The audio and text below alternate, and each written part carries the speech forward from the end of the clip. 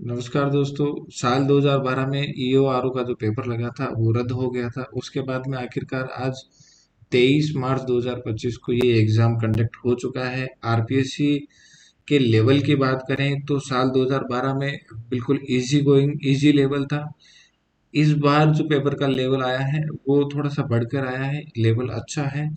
तो देखते हैं, 120 क्वेश्चन ही इसमें है और वही माइनस मार्किंग है, 1/3 माइनस मार्किंग है। तो शुरुआत करते हैं इसमें पहले क्वेश्चन को। तो पहला क्वेश्चन आया था इसमें कि निम्न में से कौन सा मंदिर आमेर में स्थित है। तो इसका राइट आंसर है एक, यानी जगत शिरोमणि मंदिर, अंबिकेश्वर महादेव मंदिर और रक्त दंतिका माता मंदिर, तीनों आमेर महल में स्थित है। सेकंड क्वेश्चन है कि निम्न में से किस किसान आंदोलन के कांगड़ कांड का संबंध है। तो ये बीकानेर है। राइट आंसर बीकानेर है। सूची फर्स्ट को सूची सेकंड से सुमेलित कीजिए और नीचे दिए गए कूट का उपयोग करते हुए सही उत्तर का चयन कीजिए। तो इसमें एक तरफ शासक दिए हुए हैं, एक तरफ वंश दिए हुए हैं। तो बाउक वंश की बात करें तो ये चौहान वंश के थे। राव सिन्हा ये राठौड़ वंश के थे। बप्पा गुहिल वंश के थे। और वासुदेव प्रतिहार वंश के थे, सॉरी चौहान वंश के थे। एक बार दोबारा देखेंगे इसको। बाउक जो थे ये प्रतिहार वंश के थे। राव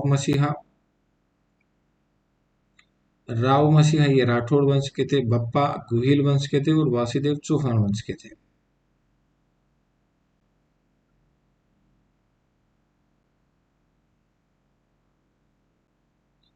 नेक्स्ट क्वेश्चन है इसमें, निम्नलिखित में से किस ब्रिटिश अधिकारी ने बूंदी के शासक राव राजा बिशन सिंह पर दबाव डालकर सती प्रथा के विरुद्ध वातावरण तैयार करने की सफलता प्राप्त की थी। तो ये इसका राइट आंसर है जेम्स टोड। नेक्स्ट पांचवा नंबर का है कि रानी रंग देवी का ऐतिहासिक जौहर संबंधित था। तो ये रणथंबोर से था। नेक्स्ट क्वेश्चन है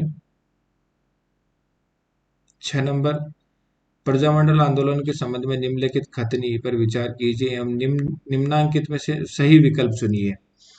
तो इसका राइट आंसर है, ये तो इसमें दो विकल्प दिए हैं। भूपेंद्र नाथ त्रिवेदी के अथक प्रयासों से बांसवाड़ा प्रजामंडल की स्थापना हुई और कृष्ण दत्त पालीवाल की अध्यक्षता में धौलपुर प्रजामंडल की स्थापना हुई। तो दोनों ही कथन इसके सत्य हैं। तो राइट आंसर हो जाएगा 3, ब और दोनों सत्य हैं। निम्नांकित नेक्स्ट 7 नंबर क्वेश्चन, निम्नांकित में से कौन सा राजस्थानी लोकगीत का ये सुशिर वाद्य यंत्र है। तो सुशिर वाद्य यंत्रों में आपका अलकोजा और बपंग और नट तीनों सुशिर वाद्य यंत्र है। तो इसमें राइट आंसर हो जाएगा 4, ए से और द, ये तीनों सुशिर वाद्य यंत्र है। 8वां क्वेश्चन है, लोक देवता कल्लाजी राठौड़ की समाधि कहाँ पर स्थित है। तो इसका राइट आंसर है चित्तौड़गढ़ में। 9वां क्वेश्चन है, नाना साहब का झालरा एवं इब्राहिम का झालरा नामक जलाशय अवस्थित है। तो ये तारागढ़ अजमेर में है। 10वां क्वेश्चन है, निम्नलिखित में से कौन सा वृहद राजस्थान के एकीकरण के लिए गठित राजस्थान आंदोलन समिति का अध्यक्ष था। तो ये इसका नाम है राममनोहर लोहिया। नेक्स्ट क्वेश्चन है 11 नंबर, लाडली दास निम्न में से किस चित्रकला शैली का चित्रकार था। तो इसका राइट आंसर है किशनगढ़। अबेड़ा महल कहाँ स्थित है। कोटा में। राइट आंसर है कोटा में। निम्नलिखित में से कौन सा या कौन से पुरुषों के वस्त्र नहीं है। तो इसमें जामा, चोंगी, अंगरखी और लंबा। तो ये तीनों शुरू के जो जामा, चोंगी, अंगरखी ये पुरुषों के वस्त्र हैं। लंपा पुरुषों के वस्त्र नहीं है। तो इसमें राइट आंसर हो जाएगा द। निम्नलिखित में से कौन सा कथन सही नहीं है। तो इसमें पहले की बात करते हैं तो मालव संवत का प्रारंभ 1778 ईस्वी में हुआ था। तो ये पहला पहला जो ऑप्शन है यही गलत है। 78 ईस्वी में शक संवत प्रारंभ हुआ था, जो कुषाण वंश के राजा थे कनिष्क। कनिष्क ने इसकी शुरुआत की थी। और बाकी तीन ऑप्शन देखते हैं। मालवों ने वैदिक एक प्रारंभ के समर्थन देना जारी रखा था, ये सही है। मालव सिक्कों पर सूर्य एवं बोधि वृक्ष अंकित है, ये सही है। मालव सिक्कों पर सेनापतियों के नाम अंकित है, ये सही है। तो इसका राइट आंसर हो जाएगा मालव संवत का प्रारंभ, यानी ये पहला ऑप्शन ही इसका गलत है। 78 ईस्वी में शक संवत शुरू हुई थी, जो कुषाण वंश के राजा कनिष्क ने शुरू किया था। निम्नलिखित में से किस मुगल 15वां क्वेश्चन है, निम्नलिखित में से किस मुगल सेनानायक को दिवेर के युद्ध में महाराणा प्रताप ने परास्त किया था। तो इसका नाम था सुल्तान खां। 16वां क्वेश्चन है, निम्नलिखित में से कौन सा या से युग्म सही सम्मिलित है? तो ये है समाचार पत्र। एक तरफ समाचार पत्र दिए हुए हैं, एक बार तरफ संपादक दिए हुए हैं। संपादकों के नाम, एक तरफ त्याग भूमि है, हीरालाल शास्त्री। तो पहला जो ऑप्शन है इसका ये गलत है। हीरालाल शास्त्री नहीं, त्याग भूमि गणेश विद्यार्थी का अखबार था, इसके संपादक गणेश विद्यार्थी थे। अखंड भारत विजय नारायण व्यास, आर्य मार्तंड, राम साई वर्मा। तो इसका राइट आंसर हो जाएगा ए, पहला राइट आंसर है। 17 क्वेश्चन है, मध्यकालीन राजस्थान की भूमि और राजस्व व्यवस्था के संबंध में कौन से या कौन सा कथन सत्य है? तो इसका कथन है, तो कथन अपन पढ़ते हैं एक बार। उपजाऊ भूमि माल व पहाड़ी भूमि मगरा कहलाती है। सर्दी में पैदा फसल स्याड़ू और गर्मियों में पैदा होने वाली फसल उनाल कहलाती थी।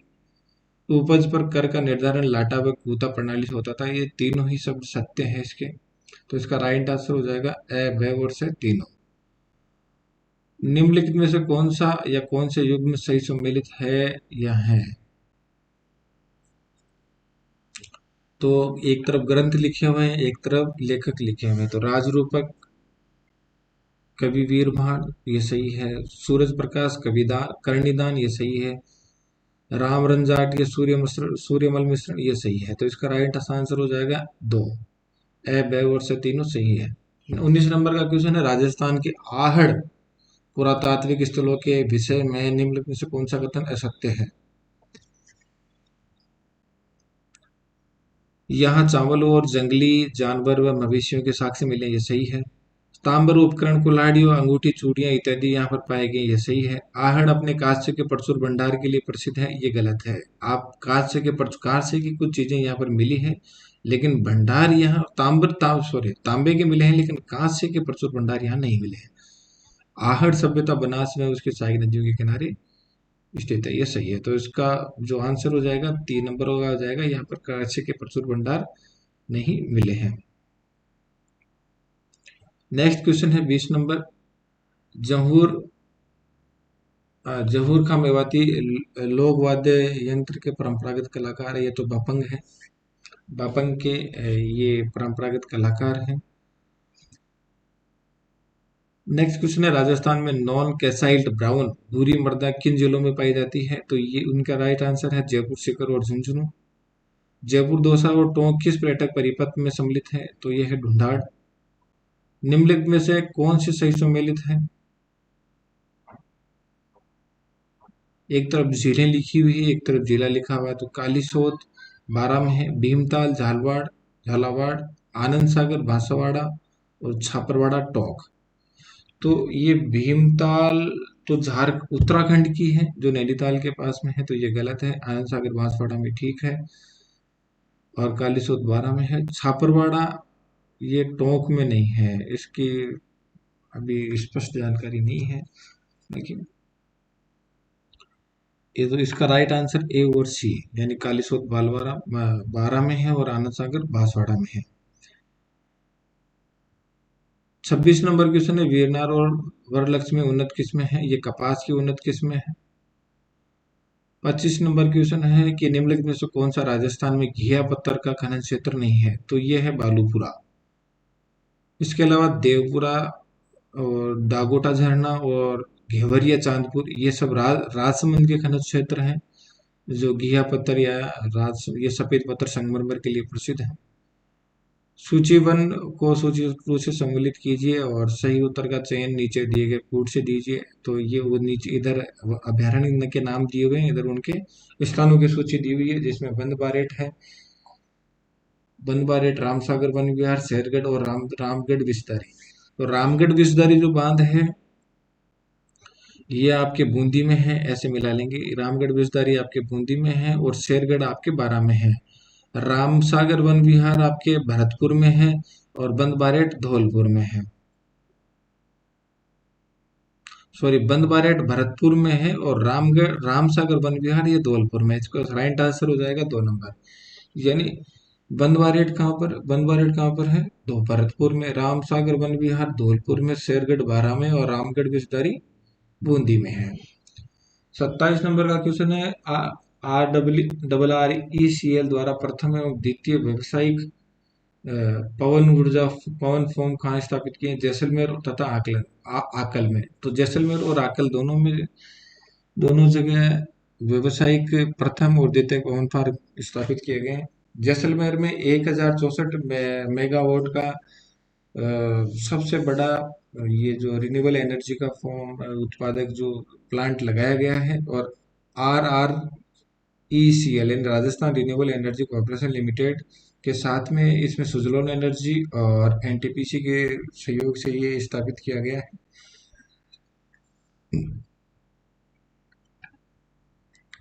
28 क्वेश्चन है, निम्नलिखित में से कौन सा जैसलमेर के प्राकृतिक गैस का भंडार क्षेत्र नहीं है?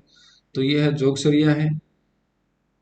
तो घोटारू जैसलमेर में है, प्राकृतिक गैस का है। चीने वाला प्राकृतिक गैस का जैसलमेर में है। और मनिहारी टिब्बा जैसलमेर में है।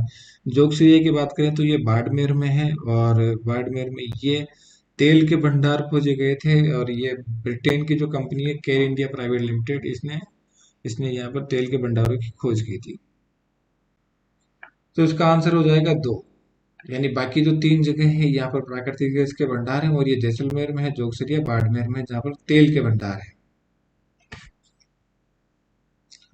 28 नंबर क्वेश्चन है, सूची 1 और सेकंड को सम्मिलित कीजिए और सही उत्तर का चयन नीचे दिए गए कूट में दीजिए। तो ये पर्यटन स्थल है और ये उनके जगह के नाम दिए गए हैं। तो इसमें बाला किला है वो अलवर में है। देलवाड़ा मंदिर वो माउंट आबू में है। स्वर्ण कोटी इसमें टोंक में है। और 84 खंभों की छतरी है, ये आपके बूंदी में है। तो इसका राइट आंसर हो जाएगा 3।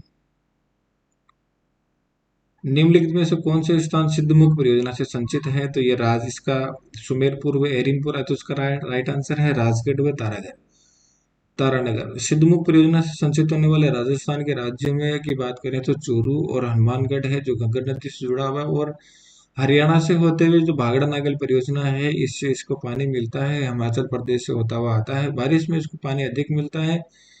और राजगढ़ और तारानगर दोनों चूरू के क्षेत्र है। निम्नलिखित में से अरावली की उस चोटी का चयन कीजिए जो कमलनाथ से ऊंची और अचलगढ़ से नीची है। तो इसका नाम है सिरावास, जिलागढ़ और सजरगढ़। ये तीनों उदयपुर में है। और रघुनाथ से छोटी है। तो रघुनाथगढ़ की पहाड़ी सिकरगढ़ में है, सॉरी सीकर में है, जहाँ जीर्ण माता और हर्षनाथ बेरू का जो मंदिर है वो उनको रघुनाथगढ़ की पहाड़ियां कहा जाता है। कमलनाथ और अचलगढ़ की बात करें तो ये सिरोही के माउंट आबू में है। कमलनाथ एक शिव जी का एक मंदिर है जो शिव को समर्पित है। वहीं अचलगढ़ की बात करें तो अचलगढ़ में अचलगढ़ किला बना हुआ जो महाराणा कुंभा ने बनवाया था। और यहाँ भी एक शिव का अचलेश्वर महादेव मंदिर बना हुआ है। भारत वन स्थिति रिपोर्ट 2021 के अनुसार वर्ष 2019-21 के आकलन में निम्नलिखित में से किस जिले के समूह के वातावरण में ऋणात्मक परिवर्तन हुआ है? तो ये है करौली और जालोर। इसका राइट आंसर है 2, करौली और जालोर। 2011 में राजस्थान में ग्रामीण एवं नगरीय पुरुष साक्षरता दर क्रमशः थी। तो ग्रामीण में जो पुरुष साक्षरता दर थी 2011 में वो 76.2% थी। और शहरी क्षेत्र की बात करें तो पुरुषों की साक्षरता 87.9% थी। 34 नंबर का क्वेश्चन है, डामोर जनजाति मुख्य निवास करती है। तो डामोर जनजाति एक आदिवासी जनजाति है जो सिमलवाड़ा जो यहाँ ऑप्शन दिए हुए हैं, पिंडवाड़ा तहसील है, किशनगंज तहसील है, साबत पंचायत समिति है और सिमलवाड़ा पंचायत समिति। तो इसमें मुख्य रूप से डामोर जनजाति है सिमलवाड़ा पंचायत समिति में निवास करती है। सिमलवाड़ा पंचायत समिति डूंगरपुर के 84 विधानसभा क्षेत्र में आती है, जो गुजरात की सीमा से सटा हुआ विधानसभा क्षेत्र है। निम्नलिखित में से कौन सा उद्योग स्थान सही सम्मिलित कीजिए? तो इसमें स्टेट वुलन मिल्स बीकानेर के लिए ये सही है। सल्फ्यूरिक एसिड प्लांट अलवर में है। सीमेंट प्लांट लाखेरी में नहीं है, बूंदी में नहीं है। सीमेंट प्लांट की बात करते हैं तो चित्तौड़गढ़ के निमाड़ा में है और कांच भीलवाड़ा में है। नेक्स्ट क्वेश्चन है 36 नंबर, भीलवाड़ा निम्नलिखित में से कौन सा एक राजस्थान के दक्षिणी पूर्वी पठार प्रदेश का भाग नहीं है?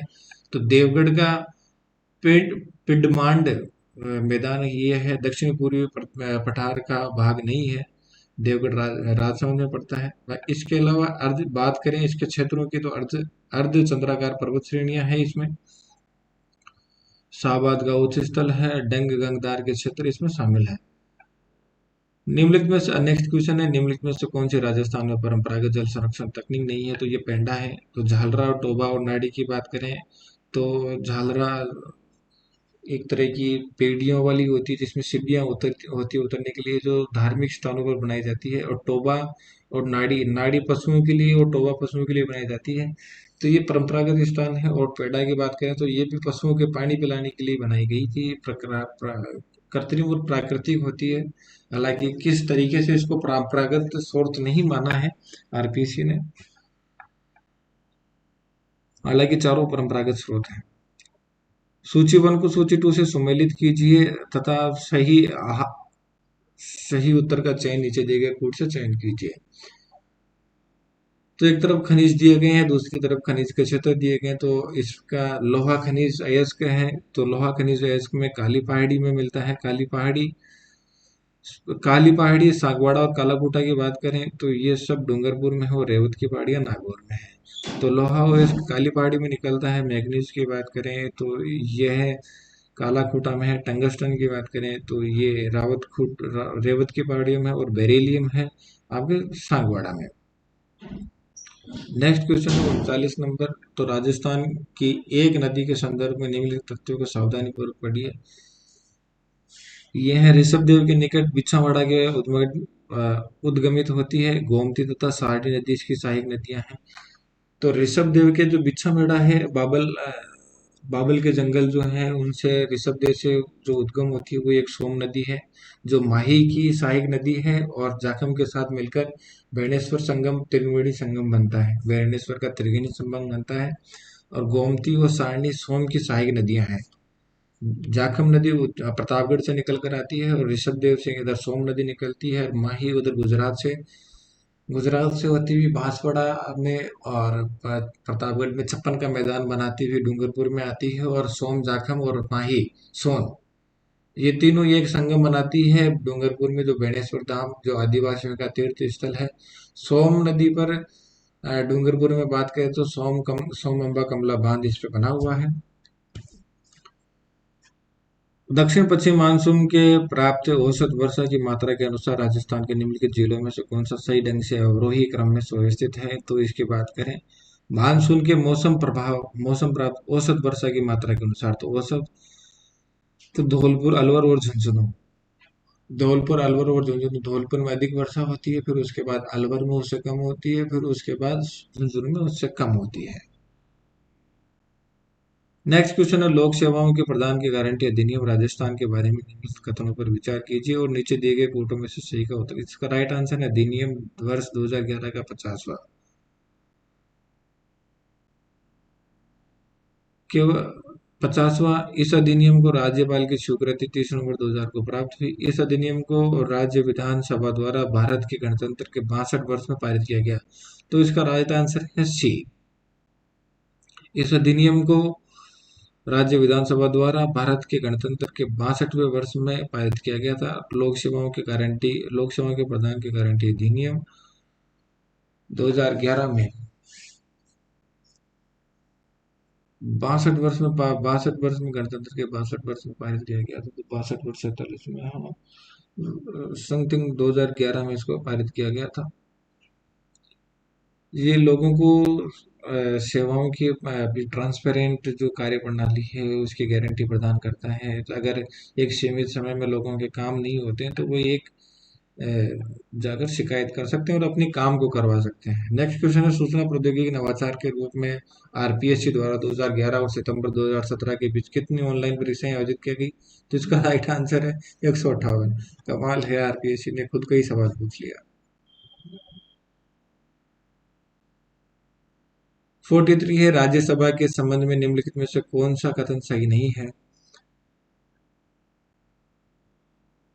तो इसका आंसर है 1970 में इंदिरा गांधी के प्रधानमंत्रित्व काल में राज्यसभा में महिला सदस्यों की संख्या सबसे अधिक थी। तो ये आंसर इसका सही नहीं है। बाकी तीन आंसर है उनको भी पढ़ लेते हैं जो सही है राज्यसभा के संबंध में।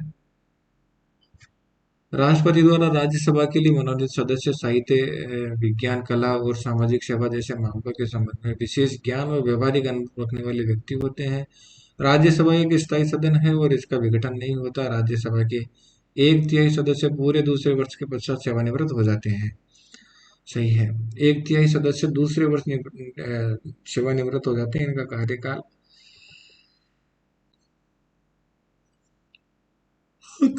6 वर्ष का होता है। ओडिशा और राजस्थान समान संख्या में प्रतिनिधित्व राज्यसभा भेजते हैं। राजस्थान राज्य चुनाव आयोग के संबंध में निम्नलिखित में से कौन सा कथन गलत है? तो इसमें का जो आंसर है वो है कि राजस्थान राज्य चुनाव आयोग का गठन 1995 में किया गया था। ये गलत है। चुनाव आयोग का गठन 1994 में किया गया था पंचायती राज चुनाव करवाने के लिए। 1992 में जब चुनाव पंचायती राज का गठन हुआ था तो 94 में चुनाव आयोग का गठन करवाया गया था और प्रांतीय चुनाव हुए। इसके जो सही कथन है चुनाव आयोग के बारे में उनको भी देख लेते हैं। राज्य चुनाव आयुक्त को राजस्थान सरकार या भारत सरकार के शासन सचिव या समान वेतन श्रृंखला के समकक्ष पद का न्यूनतम 5 साल का अनुभव होना चाहिए। ये है मतदाता सूची तैयार करता है और पंचायती राज व्यवस्थाओं के साथ साथ नगर निकायों के लिए भी चुनाव करवाता है। ये राइट है। संविधान के अनुच्छेद 243 के तहत एकल सदस्यीय निकाय के रूप में राज्य चुनाव आयुक्त की नियुक्ति राज्यपाल द्वारा की जाती है। बिल्कुल राइट है। नेक्स्ट क्वेश्चन है 45 number. National service volunteer scheme NSVS एवं राष्ट्रीय सद्भावना योजना RSY को मिलाकर किस योजना की क्रियान्वित की गई है? तो ये national youth corps. Next question है 46 नंबर। 1958 में राजस्थान उच्च न्यायालय की जयपुर पीठ भारत सरकार द्वारा गठित एक समिति की सिफारिश पर समाप्त कर दी गई। इस समिति में निम्नलिखित में से कौन सदस्य नहीं था? तो सबसे पहले देखते हैं इनमें से कौन कौन सदस्य थे। तो वी विश्वनाथन इसमें सदस्य थे, BK गुप्ता सदस्य थे और P सत्यनारायण राव इसमें सदस्य थे। यानी इंद्रनाथ मोदी इसमें सदस्य नहीं थे।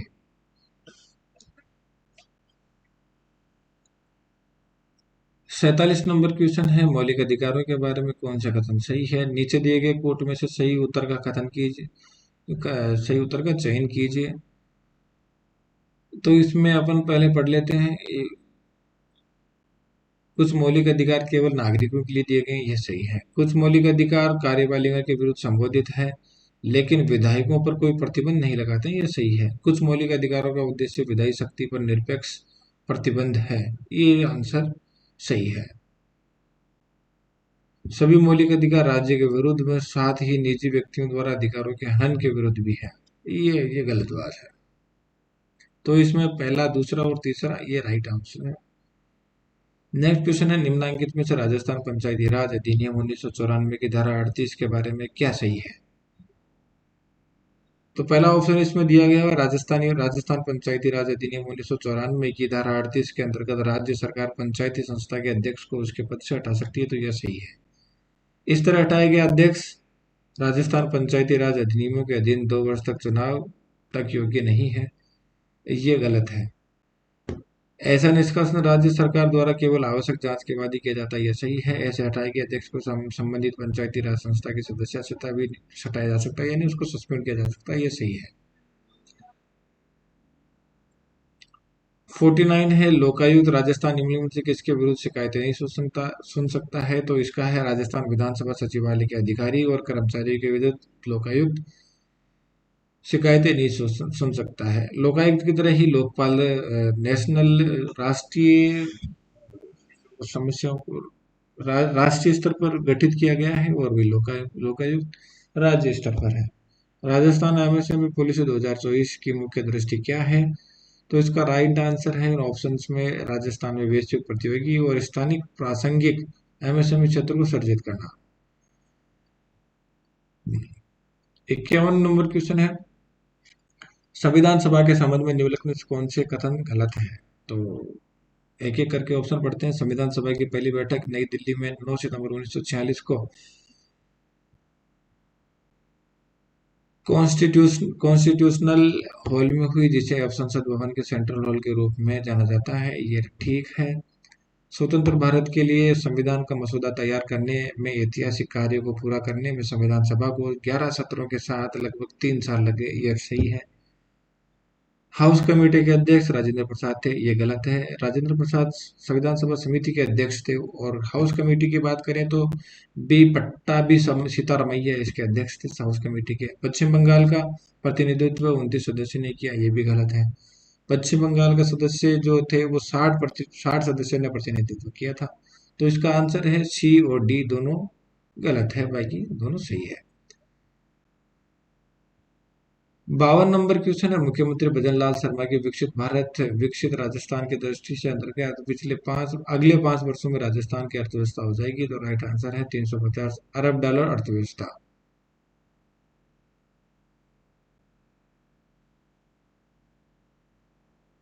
नेक्स्ट क्वेश्चन है, अभी दो कथन दिए हुए हैं जिसमें से इसको सही और सही गलत का चयन करना है। पहला कथन है, संसद का प्रथम दायित्व मंत्रिमंडल प्रदान करना है और इसे उत्तरदायी बनाए रखना है। दूसरा है, मंत्रिमंडल की जिम्मेदारी लोकप्रिय सदन के प्रति है। मंत्रिमंडल की जिम्मेदारी लोकप्रिय सदन के प्रति है। इसकी सदस्यता अनिवार्य रूप से उस सदन तक सीमित नहीं है। तो इसकी बात करते हैं तो व्यक्तिगत रूप से ए और आर दोनों सही है, लेकिन आर ए की उचित व्याख्या नहीं करता है। बिल्कुल सही है। 54 नंबर क्वेश्चन है, राजस्थान के राज्यपाल के अध्यादेश निर्माण की शक्ति के संबंध में निम्नलिखित में से कौन सा कथन गलत है? तो वर्ष 2021 से 2023 के बीच राजस्थान के राज्यपाल द्वारा पारित किए गए अध्यादेश का केवल एक उदाहरण है। 55 नंबर क्वेश्चन है, किस संविधान संशोधन के परिणाम स्वरूप भारत का निर्वाचन आयोग संसद और राज्यों के विधानमंडलों के निर्वाचन के उद्भुत और सशक्त संदेहों के विवाद के निर्णय के लिए निर्वाचन न्यायाधिकरण की नियुक्ति नहीं कर सकता? तो यह है 1900 संविधान संशोधन अधिनियम। भारत संविधान के बारे में निम्न में से कौन से कथन सही हैं? भारतीय संविधान के बारे में निम्न में से कौन से कथन सही हैं? निम्न कोट्स को सही उत्तर दीजिए। तो 4 ऑप्शनों में से 1, 2 और 3 सही है। तीनों ऑप्शन सही हैं। इसमें से बात करेंगे, तीनों को अपन पढ़ लेते हैं। भारत का संविधान न्यायिक सर्वोच्चता की अमेरिकी व्यवस्था और संसदीय सर्वोच्चता के ब्रिटिश सिद्धांत के बीच का रास्ता अपनाता है। भारतीय संविधान संसदीय सर्वोच्चता के ब्रिटिश सिद्धांत के स्थान पर सीमित सरकार के अमेरिकी सिद्धांत को प्राथमिकता देता है। तीसरा है, भारतीय संविधान कानून की उचित प्रक्रिया के सिद्धांत के स्थान पर कानून द्वारा स्थापित प्रक्रिया के सिद्धांत को अनुसरण करता है। नेक्स्ट क्वेश्चन है 57 नंबर, प्रस्तावना के संबंधित निम्नलिखित में से कौन से कथन पर गलत है? नीचे दिए गए कोड में से सही का उत्तर का चयन कीजिए। तो इसका आंसर है, इसमें ए और बी सही है, बाकी 2 ऑप्शन इसमें गलत है। तो इस सही ऑप्शन को अपन पढ़ लेते हैं। सज्जन सिंह मामले में सुप्रीम कोर्ट ने माना कि प्रस्तावना संविधान निर्माताओं के दिमाग की कुंजी थी। बेरूबारी मामले में सुप्रीम कोर्ट ने कहा कि प्रस्तावना में गहन विचार विमर्श की छाप थी, सटीकता से चिन्हित थी और संविधान के निर्माताओं ने इसे गहन महत्व दिया था। 58 नंबर का क्वेश्चन है, भारत के संविधान के अनुसार अफीम की खेती, उसके विनिर्माण और निर्यात के लिए विक्रय संबंधी कानून बनाने का अधिकार किसको दिया है? तो यह है संघीय संसद। 59 क्वेश्चन है, राजस्थान सहकारी सोसाइटी अधिनियम 2001 के अनुसार एक सोसाइटी पंजीकृत कराने के लिए न्यूनतम कितने व्यक्तियों की आवश्यकता होती है? तो इसका राइट आंसर है 15।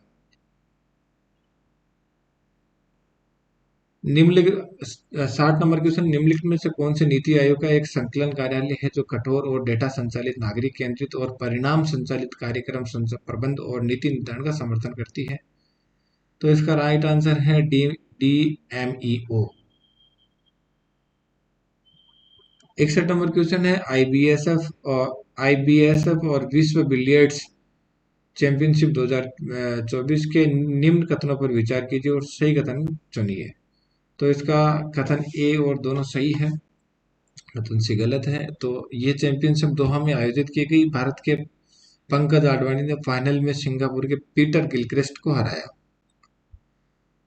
नेक्स्ट क्वेश्चन है 62 नंबर, नवंबर 2024 में बोत्सवाना का राष्ट्रपति कौन निर्वाचित हुआ? तो इसका आंसर है ड्यूमा बोको। बोत्सवाना का राष्ट्रपति कौन निर्वाचित हुआ? Dumas Boko. 63 नंबर क्वेश्चन, निम्नलिखित में से कौन BBC young sports personality of the year 2024 के टॉप 3 में सम्मिलित नहीं है? तो ये है एलेक्स स्कॉट, यानी बाकी विलियम एलॉर्ड, स्काई ब्राउन और ल्यूक लेटलर, ये तीनों BBC young sports personality of the year 2023 में टॉप 3 में सम्मिलित थे। 64 नंबर क्वेश्चन है, इसमें निम्नलिखित से कौन सा देश rising Rajasthan global investment summit 2024 का साझेदार देश नहीं था? तो rising Rajasthan global investment summit की बात करें तो ये इसमें मोरक्को, कोस्टारिका और जापान इसके साझेदार थे, पार्टनर देश थे, लेकिन तुर्की इसके शामिल नहीं था। 65 है, निम्नलिखित में से किस जिले में जनवरी 2025 में राजस्थान सरकार द्वारा घोषित अभावग्रस्त गांवों की संख्या न्यूनतम है? अघोषित अभावग्रस्त गांवों की संख्या न्यूनतम 12 में है। जिले में कि जनवरी 2025 में राजस्थान सरकार द्वारा घोषित अभावग्रस्त गांवों की संख्या न्यूनतम 12 में है। नवंबर 2024, नेक्स्ट क्वेश्चन 66 है, नवंबर 2024 में सी डॉट ने एक राज्य संस्थान के साथ 5G ग्रामीण कनेक्टिविटी के लिए पॉलीमर आधारित कम लागत वाले मिलीमीटर वेव ट्रांसीवर के निर्माण के लिए एक समझौते पर हस्ताक्षर किए। नीचे दिए गए विकल्पों से सही संस्थान को चुनिए। तो नवंबर 2024 में सी डॉट ने एक संस्थान के साथ 5G ग्रामीण कनेक्टिविटी के लिए पॉलीमर आधारित कम लागत वाले मिलीमीटर वेव ट्रांसमीटर के निर्माण के लिए एक समझौते पर हस्ताक्षर किए। तो ये संस्थान है IIT रुड़की। 67 क्वेश्चन है, 67 नंबर का क्वेश्चन है, वर्ष 2024 के लिए राष्ट्रीय गोपाल रत्न पुरस्कार 26 नवंबर 2024 को दिए गए सर्वश्रेष्ठ कृत्रिम गर्भाधान तकनीशियन श्रेणी में द्वितीय पुरस्कार प्राप्त करने वाले व्यक्ति हैं। तो इनका नाम है वीरेंद्र कुमार सैनी, जो हनुमानगढ़ के रहने वाले हैं। 68 नंबर क्वेश्चन है, 6 दिसंबर 2024 को भारत सरकार की कैबिनेट के निर्णय अनुसार राजस्थान में कितने नए केंद्रीय विद्यालय खोले जाएंगे? तो इनकी संख्या 9 है। 69 नंबर का क्वेश्चन है, राज्यों की अक्षय ऊर्जा क्षमता के लिए कॉलम फर्स्ट तथा कॉलम सेकंड को सम्मिलित कीजिए 10 अक्टूबर 2024 तक।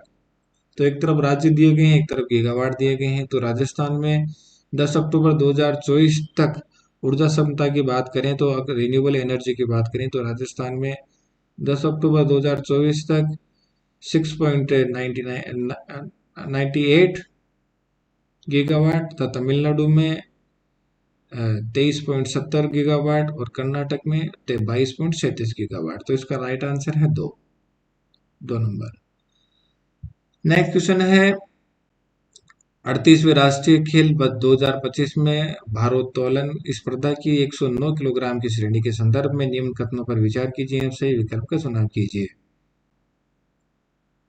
तो दोनों विकल्प को एक बार पढ़ लेते हैं। राजस्थान के हरचरण सिंह ने कुल 387 किग्रा वजन उठाकर स्वर्ण पदक प्राप्त किया।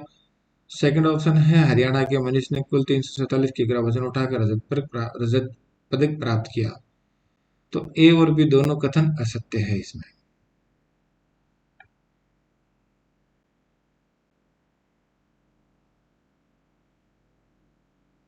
इकहत्तर नंबर का क्वेश्चन है, ICC वंडर 19 महिला T20 विश्व कप 2025 के संदर्भ में निम्नलिखित कथनों पर विचार कीजिए, सही विकल्प का चुनाव कीजिए। तो इसमें विकल्पों को पढ़ लेते हैं। इसमें इसका आयोजन सिंगापुर में किया गया। इस टूर्नामेंट में भारत ने अपनी सभी मैच जीते, ये गलत बात है। इस टूर्नामेंट के फाइनल मैच में गोगाड़ी त्रिशा को प्लेयर ऑफ द मैच चुना गया, यह सही है। इस टूर्नामेंट की player of the tournament Vaishnavi Sharma को चुना गया, यह गलत है। इस टूर्नामेंट के सेमीफाइनल मैच में भारत ने इंग्लैंड को हराया, यह सही है। तो इसका राइट आंसर हो जाएगा बी और डी।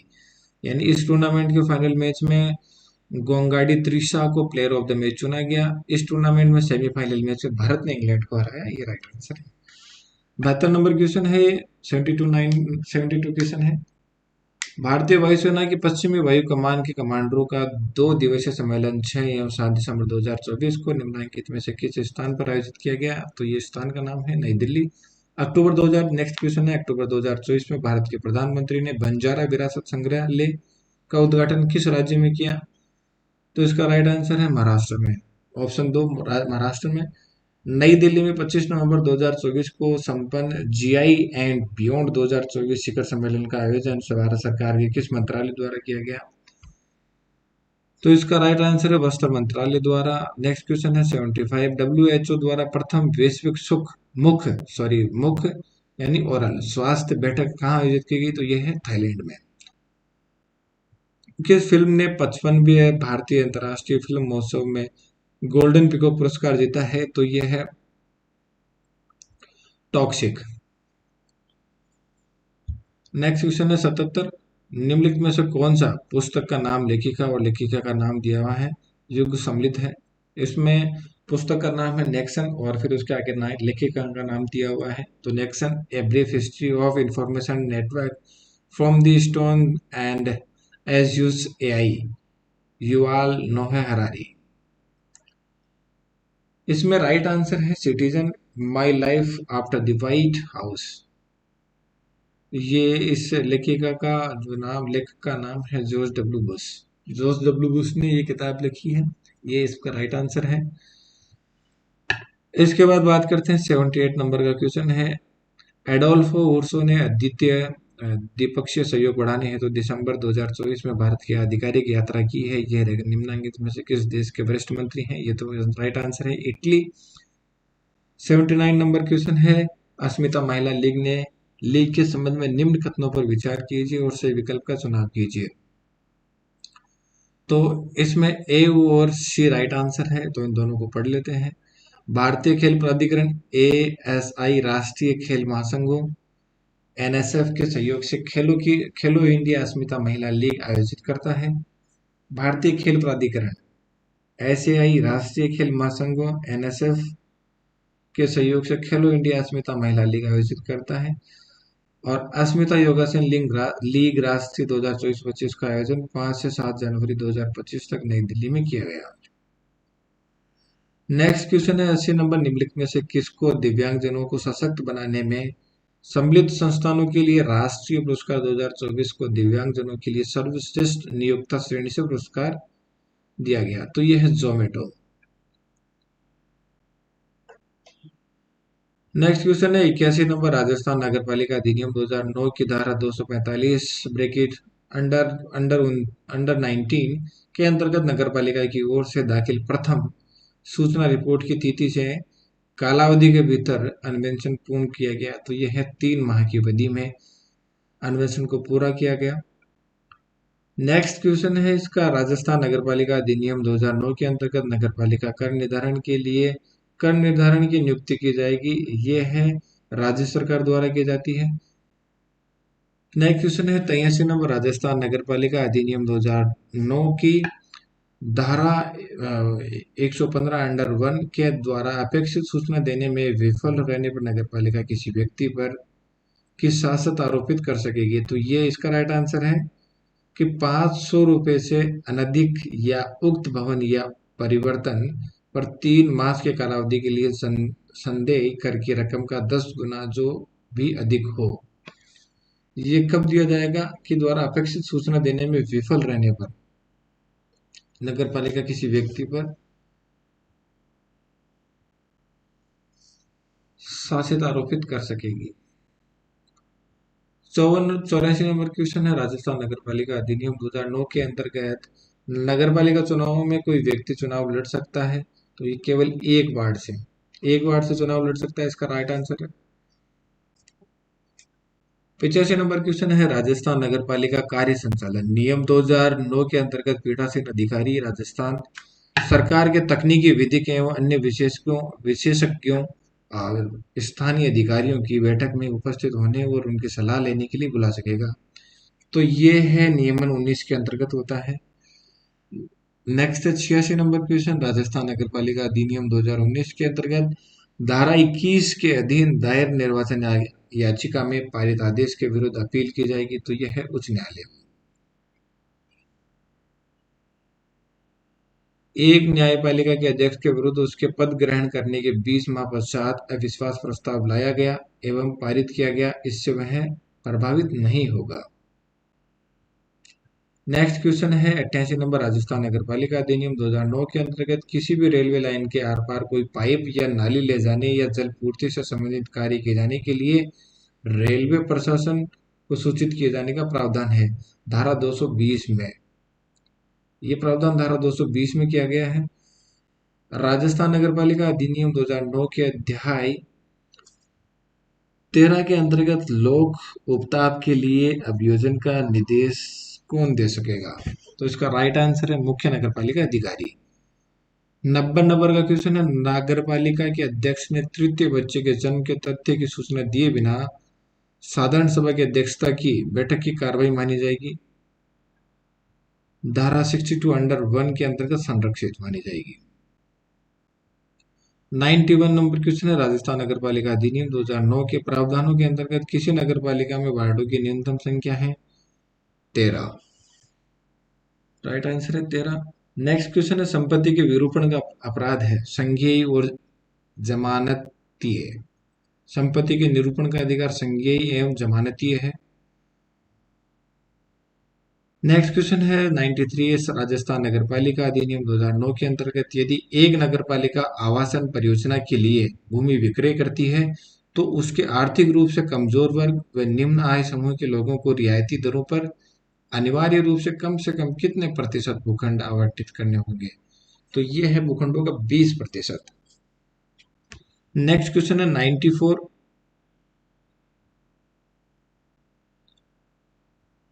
राजस्थान नगर पालिका सामग्री क्रय और अनुबंध के तहत नियम 1974 के अंतर्गत क्रय अधिकारी प्रदाय को स्वीकार या अस्वीकार करने के बारे में अपना निर्णय प्रदाय की प्राप्ति एक सप्ताह भीतर करेगा। तो इसकी अवधि है 1 सप्ताह के भीतर। नेक्स्ट क्वेश्चन है 95, राजस्थान नगर पालिका अधिनियम 2009 के अंतर्गत मुख्य न्यायिक नगरपालिक अधिकारी प्रत्येक वर्ष में आगामी वित्तीय वर्ष के बजट प्रांकलन और साथ ही नगरपालिका की स्थापना अनुसूची तैयार करेगा। तो यह 15 जनवरी से पूर्व है। नेक्स्ट क्वेश्चन है 96, राजस्थान नगरपालिका अधिनियम 2009 के अंतर्गत कतिपय पशुओं और पक्षियों का अभिग्रहण किए जाने के पश्चात ऐसे पशु या पक्षी का दावा करने वाला व्यक्ति नगरपालिका द्वारा उपगत व्यय का भुगतान कर ऐसे पशु पक्षियों को छुड़ा सकेगा। तो इसका राइट आंसर है 7 दिवस के भीतर, यानी 7 दिवस के अंदर अंदर राज्य नगर पालिका द्वारा उपगत व्यय का भुगतान करके, यानी नगर पालिका ने जितना उसके ऊपर व्यय किया उस व्यय का भुगतान कर वो अपने पशु या पक्षी को छुड़ा सकता है। 97, क्वेश्चन नंबर 97, राजस्थान नगर पालिका समितियों की शक्तियां और कर्तव्य और कर्तव्य नियम 2009 के नियम में निरसन और व्यावर्ती का प्रावधान है नियम 6 में। इसका राइट आंसर है नियम 6 में। राजस्थान नगरपालिका अधिनियम 2009 के अंतर्गत किसी नगरपालिका का परिसीमा निर्धारित करने का अधिकार निहित है। तो यह है जिला कलेक्टर में। राइट आंसर है जिला कलेक्टर में। क्वेश्चन नंबर 99 है, राजस्थान नगरपालिका अधिनियम 2009 के अंतर्गत कोई सदस्य लिखित नोटिस द्वारा अपनी सदस्यता से त्याग पत्र दे सकेगा। तो इसका राइट आंसर है अध्यक्ष को। सूची 1 और सूची 2 को सम्मिलित कीजिए और सूचियों के नीचे दिए गए कूट में सही उत्तर का चयन कीजिए। तो एक तरफ सूचियों की संख्या दी गई है, एक तरफ उसमें आर्टिकल्स में दी गई है कौन से आर्टिकल्स में कौन सी सूची का उल्लेख किया गया। तो बात करते हैं। तो प्रथम सूची का उल्लेख धारा 108 ख में किया गया है। द्वितीय सूची का उल्लेख धारा 117 में किया गया है। अनुसूची द्वितीय का उल्लेख धारा 117 में किया गया है। अनुसूची चतुर्थ का उल्लेख है वो धारा 130 में किया गया है। अनुसूची षष्टम का उल्लेख धारा 133 अंडर 4 में किया गया है। तो इसका राइट आंसर है 2। नेक्स्ट क्वेश्चन है 101 नंबर का, राजस्थान नगर पालिका अधिनियम 2009 के अंतर्गत राज्य सार्वजनिक मार्ग की नियमित लाइन के संबंध में नगर पालिका द्वारा पारित आदेश से व्यथित व्यक्ति अपील कर सकेगा। तो यह है कलेक्टर को। नेक्स्ट क्वेश्चन है 102 नंबर, राजस्थान नगर पालिका अधिनियम 2009 के अंतर्गत नगर पालिका द्वारा पट्टे का प्रतिसंहरण और पट्टा विलेख का रद्दकरण करने से पूर्व पट्टाधारी को कारण बताओ नोटिस दिया जाएगा जिसकी अवधि 7 दिन से कम न हो। इसका राइट आंसर है 4। 7 दिन से कम इसकी अवधि नहीं होनी चाहिए नोटिस अवधि 7 दिन से कम नहीं होनी चाहिए। नेक्स्ट क्वेश्चन 103 नंबर, राजस्थान नगर पालिका सामग्री का क्रय और अनुबंध नियम 1974 के अंतर्गत सफल निविदाताओं की अग्रिम रकम का प्रतिदाय निविदाओं के अंतरिम निपटारे के भीतर किया जाएगा। तो ये निपटारा किया जाएगा 7 दिन के भीतर। 103 हो गया ये। अब 104 नंबर क्वेश्चन है, राजस्थान नगर पालिका अधिनियम 2009 के अंतर्गत राज्य वित्त आयोग नगर पालिकाओं की वित्तीय स्थिति का पुनरावलोकन करेगा और सिफारिश करेगा राज्यपाल को। वैसे राज्य वित्त आयोग अपनी जितनी भी रिपोर्टें हैं नगर निकाय नगर पालिका वो सब जितनी भी है, ये राज्यपाल को अपनी रिपोर्ट ये सिफारिश प्रस्तुत करते हैं। उसका राइट आंसर हो जाएगा राज्यपाल। 105 नंबर का क्वेश्चन है, राजस्थान नगर पालिका अधिनियम 2009 की धारा 170 की उपधारा 2 के अधीन परियोजना या स्कीम बनाने की घोषणा के प्रकाशन की तारीख के कितने समय में नगर पालिका प्रारूप के रूप में ऐसी परियोजना या स्कीम तैयार करेगी? तो इसका राइट आंसर है 1 वर्ष के पश्चात। 106 नंबर का क्वेश्चन है, नगर पालिका बोर्ड की कार्यपालक समिति का सचिव किसे नियुक्त किया जाएगा? तो इसका राइट आंसर है बोर्ड के उपाध्यक्ष को। 107 नंबर क्वेश्चन है, राजस्थान नगर पालिका कार्य संचालन नियम 2009 के अंतर्गत नगर पालिका की 1/3 से अन्यून सदस्यों द्वारा लिखित अनुरोध प्राप्त होने की तारीख से अध्यक्ष को विशेष बैठक बुलानी होगी 7 दिन के भीतर। राइट आंसर है इसका 7 दिन के भीतर। क्वेश्चन नंबर 108 है, राजस्थान नगर पालिका अधिनियम 2009 के अंतर्गत संपत्ति की कुर्की विक्रय हेतु जारी किए जाने वाले वारंट पर हस्ताक्षर कीजिए। हस्ताक्षर किए जाएंगे, तो इसका राइट आंसर है मुख्य नगर पालिका अधिकारी द्वारा। 109 नंबर क्वेश्चन है, राजस्थान नगर पालिका अधिनियम 2009 की धारा 245 की उपधारा 7 या उपधारा 9 के अधीन पारित अध्यादेश की अपील की जाएगी। तो ऐसे अध्यादेश की अपील संबंधित जिला न्यायाधीश को की जाती है। क्वेश्चन नंबर 110 है, राजस्थान नगर पालिका समितियों की शक्ति और कर्तव्य और करते नियम 2009 के अंतर्गत नगर पालिका की समितियों का गठन किया जाता है इसका राइट आंसर है साधारण सामान्य बैठक में।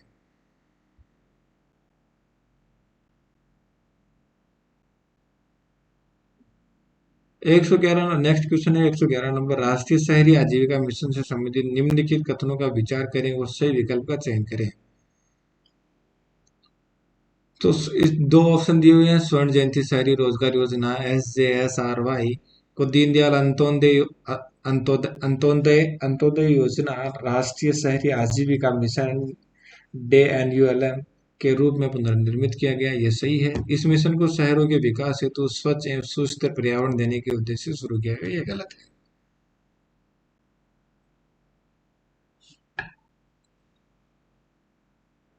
नेक्स्ट क्वेश्चन है 112, अमृत 2.0 योजना के तहत 1 लाख से अधिक किंतु 10 लाख से कम जनसंख्या वाले शहरों की केंद्र सरकार का हिस्सा कितना है?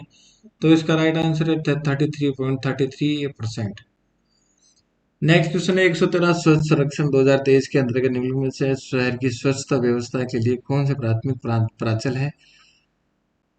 तो इसके लिए है सौंदर्यीकरण, अवशिष्ट विस्तारण की पद्धति, अपशिष्ट निस्तारण की पद्धति, शौचालय की व्यवस्था, नागरिकों के मध्य स्वच्छता के लिए जागरूकता। तो इसके सभी आंसर सही हैं, सभी ऑप्शन इसके राइट हैं। तो इसका राइट आंसर हो जाएगा 2, जिसके सभी 4 ऑप्शन ठीक है। क्वेश्चन नंबर 114 है, राजस्थान में हृदय HRI योजना के अंतर्गत विकास के लिए कितने शहर या शहरों की पहचान की गई थी? तो 1 शहर, इसका राइट आंसर है 1। नेक्स्ट क्वेश्चन है 115 नंबर, प्रधानमंत्री आवास योजना शहरी 2.0 के तहत राजस्थान में लाभार्थी आधारित निर्माण BLC श्रेणी में केंद्र सरकार द्वारा दी जाने वाली सहायता राशि है 1 लाख रुपए प्रति आवास। राजस्थान में अमृत 2.0 योजना के तहत सभी शहरी निकायों में जल आपूर्ति योजनाओं के द्वारा पेयजल उपलब्ध कराने का निम्नलिखित में से क्या लक्ष्य है? तो इसका राइट आंसर इन 4 ऑप्शनों में से एक है, 2025-26 तक सभी घरों में पेयजल उपलब्ध कराना। 170 क्वेश्चन नंबर 117, सूची 1 को सूची 2 से के साथ सम्मिलित कीजिए और सूचियों के दिए गए कूट का प्रयोग करके सही उत्तर का चुनाव कीजिए। तो एक तरफ योजनाओं का नाम दिया गया है, दूसरी तरफ योजनाओं के प्रारंभ करने की दिनांक दी गई है। तो इसमें स्वच्छ भारत मिशन शहरी के शहरी 2 अक्टूबर 2014 को शुरू की गई थी। हृदय योजना इसमें 21 जनवरी 2015 को शुरू की गई थी। राष्ट्रीय शहरी आजीविका मिशन 23 सितंबर 2013 को शुरू किया गया। प्रधानमंत्री आवास योजना शहरी 25 जून 2015 को शुरू किया गया। तो इसका राइट आंसर ए है। 118 नंबर क्वेश्चन है, नेक्स्ट थीम क्षेत्रों की एक सूची दी गई है। इसमें भौतिक अवसंरचना, संस्थागत अवसंरचना, आर्थिक बुनियादी ढांचा, सामाजिक बुनियादी ढांचा। हृदय योजना मोटे तौर पर उपरोक्त में से किस थीम क्षेत्रों पर केंद्रित है? तो हृदय योजना की बात करें तो मोटे तौर पर इन जो चारों थीम है इन पर इन केंद्रित है, जिसमें भौतिक अवसंरचना है, संस्थागत अवसंरचना है, आर्थिक बुनियादी ढांचा है, सामाजिक बुनियादी ढांचा है। इन चारों क्षेत्रों की थीम पर ये केंद्रित है। नेक्स्ट क्वेश्चन है 119। राजस्थान में दीनदयाल अंत्योदय योजना राष्ट्रीय शहरी आजीविका मिशन गरीब शहरी महिलाओं को आत्मनिर्भरता प्रदान करने में किस प्रकार सहायता करती है? तो स्वयं सहायता समूह बनाने और क्रेडिट कार्ड तक पहुंच को आसान बनाकर ये महिलाओं की सहायता करती है आत्मनिर्भर बनने के लिए। नेक्स्ट और लास्ट क्वेश्चन है स्वच्छ सर्वेक्षण 2024 के नवे संस्करण के संदर्भ में निम्नलिखित कथनों पर विचार कीजिए। तो इसमें तीन ऑप्शन दिए गए हैं। पहला है, इसमें एक विशेष श्रेणी स्वच्छ लीग को प्रारंभ किया गया है, ये गलत है। शहरों को अ, मध्यम, वृहद और मिलियन प्लस श्रेणियों में वर्गीकृत किया गया है, यह सही है। स्वच्छतम शहरों के मध्य प्रतिस्पर्धा की एक नई अवधारणा शुरू की गई है, ये सही है। तो यह है ईओआरओ का पेपर कंप्लीट है। ये पिछले 2022 के पेपर को कंपैरिजन किया जाए तो उससे इसका लेवल काफी अच्छा है और काफी अच्छे सवाल पूछे गए हैं।